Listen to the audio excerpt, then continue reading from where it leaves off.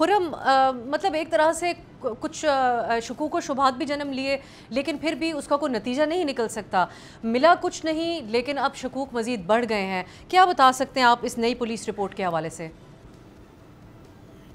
देखेंगे जब जैसे ये मेडिकल लीगल रिपोर्ट सामने आई उसके बाद जो तहकीकाती इदारे हैं बस वो ये कह रहे हैं कि यहाँ आके फंस गए हैं, रुक गई है तफ्तीश एक तरह से, क्योंकि जो ब्लड मिला है उसके लिए ब्लड का जैसे कि आपने अभी बताया कि बयान किया है कि बैंक में मौजूद ही नहीं है।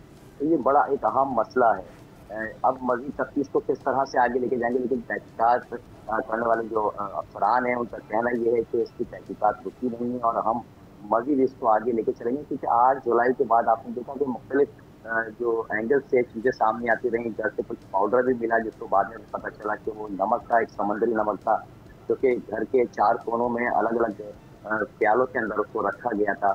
इस हवाले से भी कहा गया कि वो स्मेल ना होने की वजह से भी रखा जाता है, लेकिन उसकी चीज़ें जो है वो सामने नहीं आ सकी। लेकिन अब जब ये मेडिकल लीगल रिपोर्ट जो सामने आई है, इसमें डीएनए जो एक मिला है कपड़ों से, क्योंकि जो ट्राउज़र था और जो एक शर्ट पहनी हुई थी हुमैरा अज़हर, उनके कपड़ों से ये चीज़ें मैच हुई। साथ ही जो इसमें जो उनकी जो मौत है उसके बाद की जो चीज़ें हैं वो वक़्तन-फ़वक़्तन सामने आ रही हैं, क्योंकि 8 जुलाई को तो उनकी लाश मिली थी, लेकिन जो मर्डर था या जो मौत उनकी वाक़ई हुई थी वो 8 अक्टूबर के महीना था, बताया जा रहा है कि 2023 अक्टूबर।